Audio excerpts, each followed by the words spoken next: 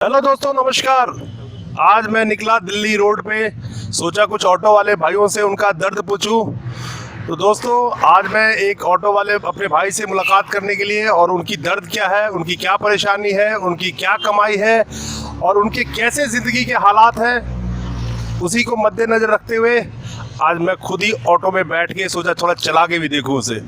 तो दोस्तों, आज मैं मुलाकात करा रहा हूं आपको एक अपने ऑटो वाले भाई से, और वो बताएंगे कि उनकी ज़िंदगी में क्या तकलीफ़ें हैं और जो 25-30 साल से दिल्ली में ऑटो चला रहे हैं।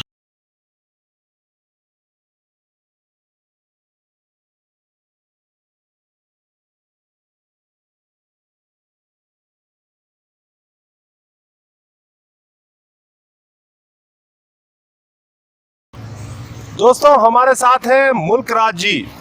पहले इन्हीं से बात करते हैं।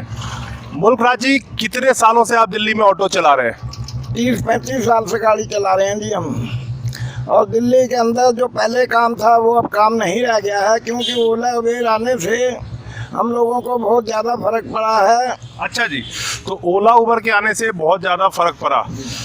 तो कैसे? क्योंकि ओला उबर तो 6 रुपये में गाड़ी दे रही है, 6 रुपये पर किलोमीटर में, और आपका जो सरकारी किराया है वो कितना है?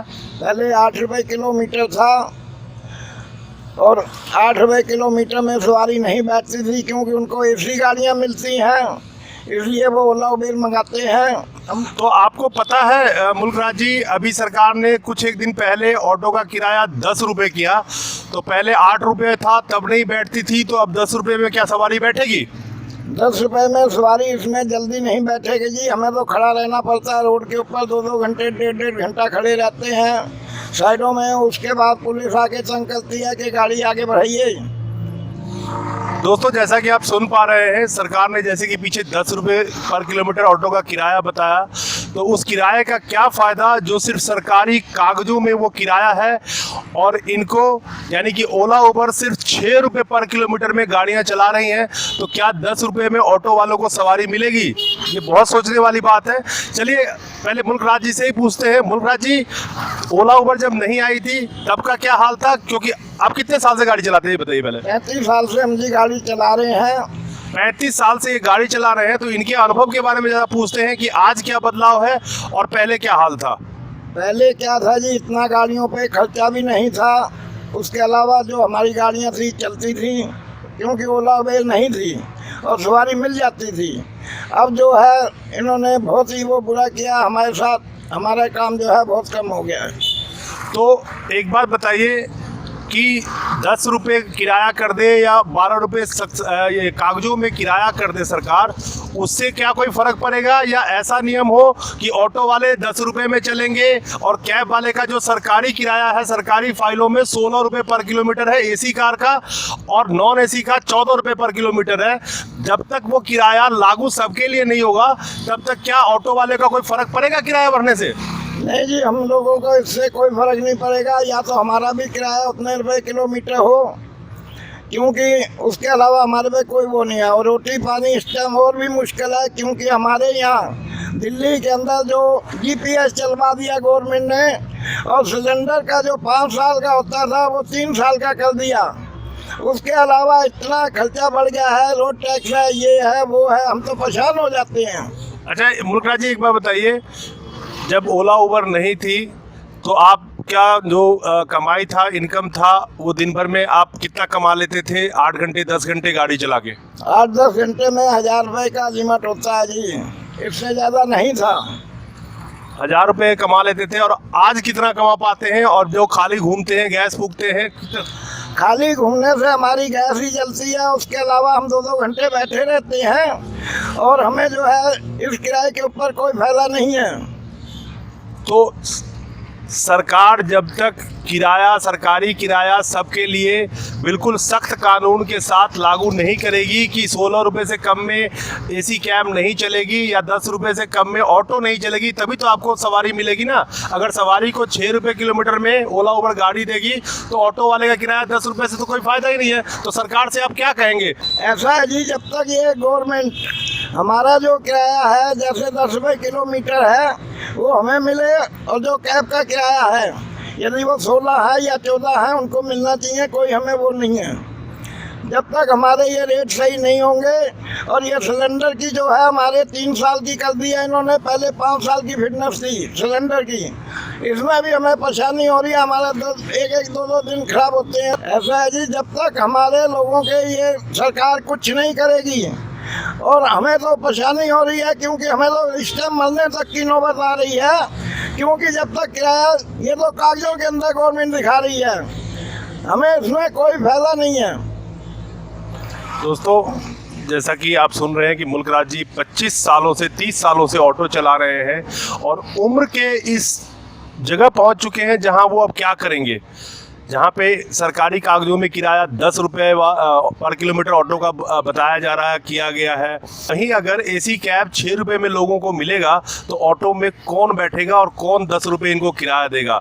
ये एक बहुत ही गंभीर विषय है कि बाज़ार में इस तरह का माहौल पैदा कर दिया है ओला उबर ने कि ऑटो वाले हों या ई रिक्शा वाले हों या कैब वाले भी मर रहे हैं, आत्महत्या कर रहे हैं, क्योंकि 6 रुपये में गाड़ी चलाना बहुत ही नामुमकिन है। लेकिन वजह सिर्फ इसका एक है कि जो सरकारी कागजों में सिर्फ किराया है उसको सख्ती से रोड पे भी लागू होना चाहिए और इन कैब एग्रीगेटर पे भी ये नियम लागू होना चाहिए कि सरकारी रेट से कम में आप गाड़ी नहीं चलवा सकते। एक बहुत बड़ा एक दिक्कत ये है इसमें कि जब तक बाज़ार सबके लिए खुला नहीं होगा, रोजी रोटी सबके लिए खुला होना चाहिए, नहीं तो ऑटो वाले भी परेशान हो रहे हैं। किराया कुछ है, मिलता उनको कुछ है, कैब का किराया कुछ है।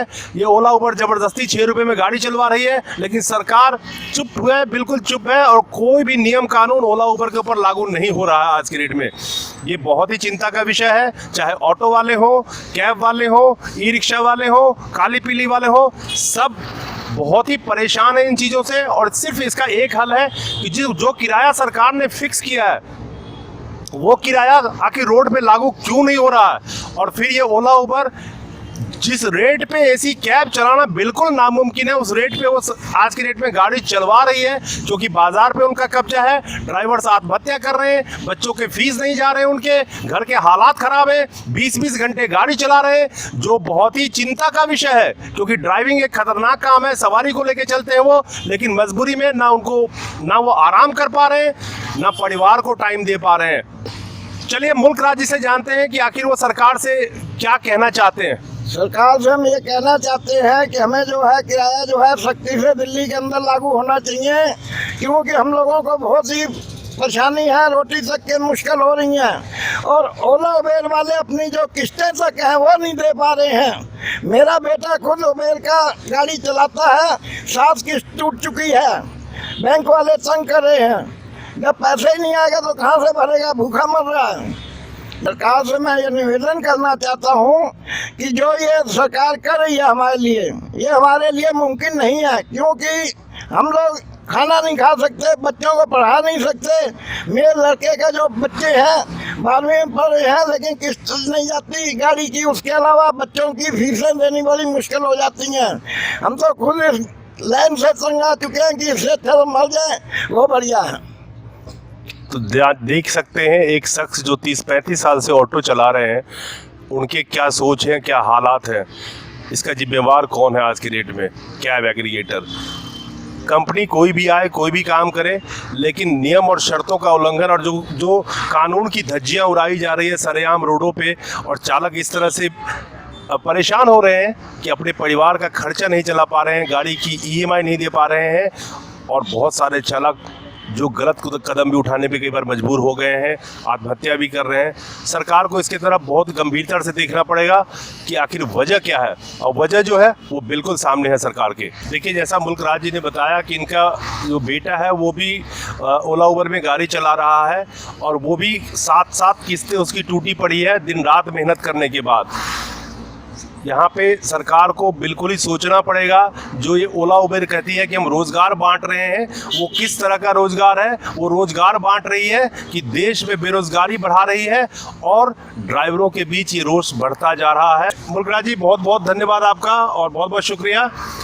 तो ये बहुत चिंता का विषय है, उम्मीद करते हैं सरकार इस पर जल्दी ही ध्यान देगी। जो एग्रीगेटर एक्ट 2017 सरकार लेके आ रही है, उसके अंदर में ऐसे कानून जरूर होना चाहिए जिसके अंदर सबके लिए बाजार खुला हो, कोई किसी की गुलामी करने पे मजबूर ना हो और रोजी रोटी सब कमा सके। शुक्रिया दोस्तों, मिलता हूं नए वीडियो में कुछ नए मुद्दे के साथ।